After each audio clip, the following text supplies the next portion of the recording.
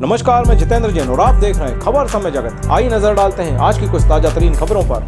पांडुरना महिला को सर्पदंश होने से परिजनों ने उपचार के लिए सिविल अस्पताल में पहुंचने पर डॉक्टर जितेश गोनाडे ने 1 घंटे तक उपचार करने के उपरांत बिगड़ती हुई गंभीर हालत बताकर जिला छिंदवाड़ा रेफर कर चर्चा की। तो महिला के परिजन डॉक्टर साहब से पूछने लगे कि एम्बुलेंस की व्यवस्था होगी तो हमें दिलवा दो। साहब ने कहा एम्बुलेंस बाहर गई है, आने में 30 से 40 मिनट लग सकते हैं, जबकि सिविल हॉस्पिटल के पास में एम्बुलेंस खड़ी थी। उपचार वक्त सर्पदंश मित्र अमित सांबारे ने व्यवस्था को देखकर बड़ी नाराजगी व्यक्त की और कहा कि डॉक्टर साहब कभी समय पर ना मिलते हैं, उसके पूर्व नर्सों के द्वारा उपचार होता है, लेट लतीफ डॉक्टरों पर होना चाहिए कार्यवाही। इसी के साथ तेजस सरजुसे ने कहा कि इस सिविल अस्पताल के संबंध में प्रशासनिक स्तर पर ज्ञापन दे चुका हूं, परंतु कार्यवाही के लिए उच्च स्तरीय अधिकारियों तक बात नहीं जाती और समस्याएं जैसे कि तैसे बनी रहती हैं। इसके पीछे सब राजनीति का षड्यंत्र है। वो बताएंगे। मेरी गाड़ी में जानकारी नहीं। अरे पूछा था भैया मैंने। नहीं, आप उनसे पूछ लेना। तर पांडुर्णा हॉस्पिटलमध्ये सरकारी अस्पतालमध्ये इंजेक्शन अगर कोणी सर्पामध्ये बाईट केला तर इथं उपचार अवेलेबल नाही असं कोण आपल्या पांडुर्णा क्षेत्रामध्ये हे आम्हाला सर्वजणांनी टिप्पणी करून सांगावे। आता अर्धा 1 तास झालेला आहे आणि जहरीली बाईट अगर यांना झाली आहे, यांना अगर वेळ झाले, यांच्या जीवाला अगर कोणी त्रास झाला तर याचा जबाबदार कोण राहील? एक तर सरकारी अस्पताल राहील या मग अधिक कोणी राहील, कोण की इथं तुरंत उपचार नाही आहे। एवढा मोठा हॉस्पिटल आहे, इथं मागं पांडुर्ण्यामध्ये 500 बेडच्या हॉस्पिटल बनवण्यात येत आहे, पण इथं जे आपले हॉस्पिटलचे जे डॉक्टर आहेत त्यांना थोडा अनुभव नाही आहे, यांना काय इंजेक्शन कशा प्रमाणामध्ये द्यायचं, तर याचा उपाय आम्ही ना का काढला पाहिजे? थोडा आपण याच्यावर थोडं लक्ष दिलं पाहिजे। पांडुर्ण्यातल्या लोकांनी एकत्र झालं पाहिजे, आपल्या पांडुर्ण्यासाठी काय केलं पाहिजे। काय कोणाचा जीव जाऊन राहिला, पण आपल्या पांडुर्ण्यामध्ये एवढी पण सुविधा चांगल्या अस्पतालच्या नुसार नाही भेटून राहिली। सिर्फ बिल्डिंगा उभ्या केलेल्या आहे, बाकी त्यांच्या अंदर तुम्ही पाहता तर खंडर पडलेले आहे। हॉस्पिटलमध्ये डॉक्टर चांगले नाही आहेत, यांचे उपचार चांगले नहीं आहेत। आधे घंटे से ज़्यादा सर अभी तक के तो हो चुका है। 1 घंटा हो चुका उन्हें बाइट होने को। क्या देर हो जाएंगी तो फिर हाथ से नहीं निकल जाए सर, इस कारण से। एम्बुलेंस तो आगे खड़ी है ना 108। नहीं, वो दूसरी तो जननी एक्सप्रेस तो है, जो भी अवेलेबल हो उनसे तो भेजिए। क्या तब तक के पेशेंट तो नहीं है वो? क्योंकि ज़्यादा टाइम हो चुका है सर। अरे ये लोखंडे की। हाँ तो है ना, बाहर है वो। बोलो लोखंडे जा, ते काका बसले थे मांगा बोला। 1500 की रसीद कटती है। किसके लिए? ये जो बाहर खड़ी है। जननी के लिए ना, हाँ उसके लिए कट्टी है, पता है, डीजल की कट्टे है। हाँ इंजेक्शन कितने अवेलेबल है? क्या है, अगर पेशेंट अगर आगे, हम भी साफ पकड़ते हैं, 24 घंटे सेवा देते हैं। अगर हमारे इसको अगर कुछ हो गया तो हमको भी तो चाहिए कि हमारे हॉस्पिटल में पांडुर्णा में अवेलेबल रहता है कि नहीं है, इसका उपचार यहाँ पे होता है कि नहीं है। तो उसका ऐसा है कि पहले अपन 2 बार डाल के रखेंगे, और उसमें रिएक्शन होती है कि नहीं वो आधे घंटे में पता चलता है। तब तक तो पेशेंट ऊपर चल जाएंगे, तो अपन 2 डाल के रख देंगे, तो रिएक्शन जैसे होती है तो वहाँ रास्ते में पर वो भी तो एक जहरीला ही है ना। अगर इंसान के अंदर साफ तो विलम नहीं है तो भी तो एक जहरीला इंजेक्शन है, उससे भी तो इंसान मर सकता है। जहर के लिए तो अपन ने वो देख लिया, ब्लड क्लॉटिंग वाला। आधे घंटे उसमें न्यूरोटॉक्सिन है क्या? मतलब उसका पानी बन रहा है क्या खून का? तो वही मतलब होमोटॉक्सिक वाले में तो बड़ा बनता है, वो तो सबको ही पता है। तो जब जमानी तो वही तो मतलब हुआ उसका। ब्लड वैसे ही क्या पानी हो रहा है उसका? पानी हो रहा है उसका। पानी हो रहा है। हाँ। तो इसके लिए उपचार पांडुर्णा अस्पताल में नहीं है, नहीं, इसको नागपुर भेजना पड़ेगा, एक को छिंदवाड़ा भेजना पड़ेगा। ठीक है। आ रही मम्मी आ रही।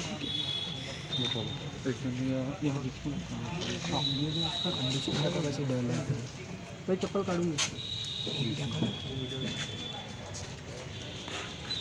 हे बघा, इथं हॉस्पिटलमध्ये ॲम्ब्युलन्सची कंडिशन तुम्ही बघा। मी गाडी घेऊ तिथे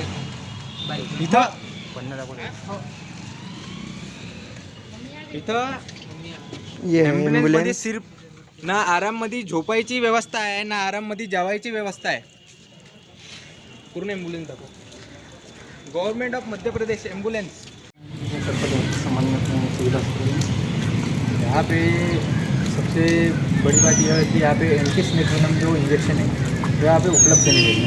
किसी को अगर किसान सबसे ज़्यादा किसान खेती करते हैं पांडुरना के क्षेत्र में, तो सबसे ज़्यादा सर्पदंश किसानों को ही होता है। तो यहाँ पे अगर जहरीले सर्पदंश अगर किसी को हो तो यहाँ पे एंटीस्नेक्वेनम जो है, जो इंजेक्शन 50 से 60 मात्रा में होनी चाहिए, वो यहाँ पे 2 मात्रा में है।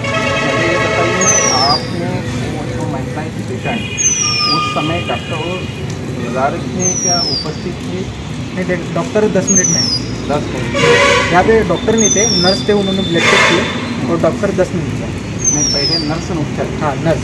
इसके पीछे डॉक्टर साहब आए। हाँ। और डॉक्टर साहब कौन थे? डॉक्टर साहब का नाम नहीं पता मुझे। नरेश गोन्नारे। तो ये बताइए कि डॉक्टर साहब ने उपचार करते समय क्या बोला गया था?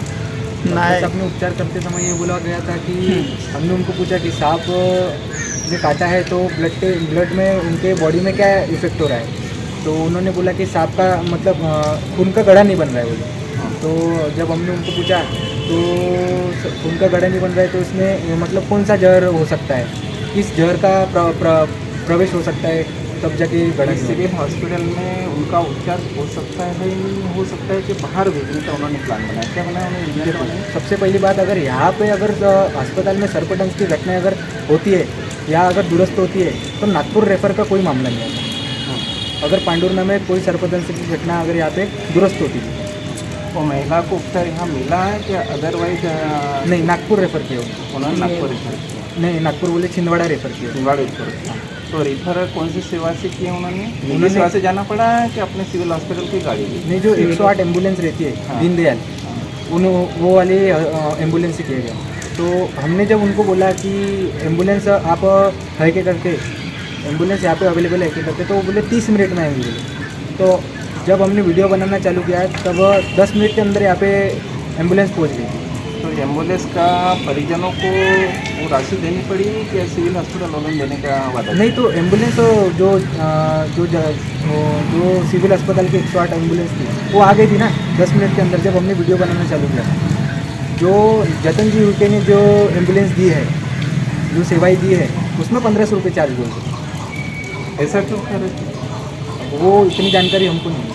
चलो, आपका परिचय दीजिए। मैं पांडुरना का सर्पमित्र अमित सांबारे हूँ और पांडुरना शास्त्रीवाड़ में रहता हूँ। Thank you. आप ये बताइए कि हाँ, जितने भी दिनों से आपने सिविल हॉस्पिटल का हालचाल देखा है, तो इस सिविल हॉस्पिटल में ये डॉक्टर लोग नदारत रहते हैं और उसके पीछे यहाँ पे पेशेंट कोई भी आता है वो खुशी से नहीं जाता। इस संबंध में आप क्या कहोगे? खुशी से जाएंगे, यहाँ के जनप्रतिनिधि ही लोगों पे ध्यान नहीं देते हैं। सबसे पहला काम तो जनप्रतिनिधियों ने लोगों पर ध्यान देना चाहिए, क्योंकि यहाँ जो गवर्नमेंट में जो डॉक्टर है उन लोग ने अपने अपने प्राइवेट क्लिनिक खोल के रखे हैं। जब उनका क्लिनिक चलना बंद होगा, जब वहाँ पेशेंट आने बंद होंगे, तब तो वो यहाँ ड्यूटी पे आएंगे। तब तक क्या है, लोग जो है परेशान होते रहते हैं। अभी ये समझो कि 3-4 साल पहले की घटना थी दिलीप केवटे, जो भी एक खुद जनप्रतिनिधि है, उनके नाती को सांप ने काटा था। जब उनका भी यहाँ कुछ गलत ट्रीटमेंट हुआ था, उस विषय में भी हमने तहसील कार्यालय, एसडीएम कार्यालय में ज्ञापन दिया, प्रशासनिक स्तर में मांग करी कि उन लोगों को तत्काल निलंबित किया जाए। अब उनकी अगर तनख्वाह कम है तो ये लोग शासन से मांग करते हैं, जब शासन इनकी तनख्वाह देती है तो ये इस प्रकार का व्यवहार करते हैं। इन्हें अगर दुर्घटना भी होती है तो मैंने देखा है कई बार कि यहाँ के नर्स या डॉक्टर लोग उन मरीजों को हाथ लगाने से डरते हैं। अगर वो लोग उनसे लथपथ रहते हैं तो उन लोग ने हाथ लगाना चाहिए, उन लोगों ने उनको करना चाहिए। बाकी लोग तो अपनी सूचना देते हैं, बाकी लोग भी करते हैं मदद, मगर सबसे पहले प्राथमिकता तो डॉक्टरों की होती है। कई बार हम डॉक्टरों को देखते हैं कि वो दूर से ही बोल देते हैं, उठाओ उनको, डालो गाड़ी में। ये सब चीज़ें इन लोगों में अगर यही चीज़ है जो उनको उस लिए बने हैं कि रोगियों को प्राथमिकता से उपचार करना चाहिए, मगर ये उसमें ही खुद हड़बड़ाहट करते हैं, लोगों को अपने उठान लगाते हैं, मगर जनप्रतिनिधि भी ध्यान नहीं देते। जनप्रतिनिधियों ने सबसे पहले ध्यान देना चाहिए इसमें। जैसे अब कई लोगों ने सुना कि यहाँ पे जो गोली उपलब्ध होती है तो बाहर से लेनी पड़ती है, और उसके बाद में यहाँ पे जो एम्बुलेंस, इन्होंने बताया कि एम्बुलेंस यहाँ पर रहने के बावजूद भी प्राइवेट एम्बुलेंस करने को मजबूर। बाद में अगर इन्होंने बोले कि वीडियो हम बनाते तो एम्बुलेंस आकर के खड़ी हो गई। और कई ऐसे केस आते हैं जिन मामलों में सीरियस केस बता करके नागपुर रेफ़र किया जाता है। जब सबको नागपुर रेफ़र ही करना है तो फिर ये अस्पताल किस काम का, वो 100 बेड का अस्पताल किस काम का। फिर ये जो अस्पताल और इतने करोड़ों की राशि जो दे करके जो इतना बड़ा खड़ा करके रखा है, ये किसके लिए है? नॉर्मल बुखार के लिए है कि क्या के लिए है? बाकी तो तुम सीरियस इलाज तो नागपुर ही भिजवा के करा रहे, फिर इन जो अस्पताल है ये अस्पताल है किसके लिए? आपको ये लगता है कि समय पे डॉक्टर लोग आते हैं, समय पर जाते हैं, क्या ऐसा कुछ? मुझे तो नहीं लगता। यहाँ पे तो एक हमने सुना है कि सोनोग्राफी मशीन भी यहाँ पड़ी है, सोनोग्राफी अभी तो चालू भी नहीं हुई है, ऐसा सुना है, कई लोग ने बताया। हम भी एक बार आए थे तो बंद थी सोनोग्राफी मशीन, चालू नहीं है बोले इन्होंने। फिर आपका परिचय? मेरा नाम तेजस सुरजू है, मैं सामाजिक तौर पर नगर में सक्रिय रहता हूँ और ऐसी सामाजिक गतिविधियों में संचालित रहता हूँ। खबर समय जगत के लिए पांडुरना से देवेंद्र खुरसंगे की report. For latest news, subscribe to our channel and press the bell icon.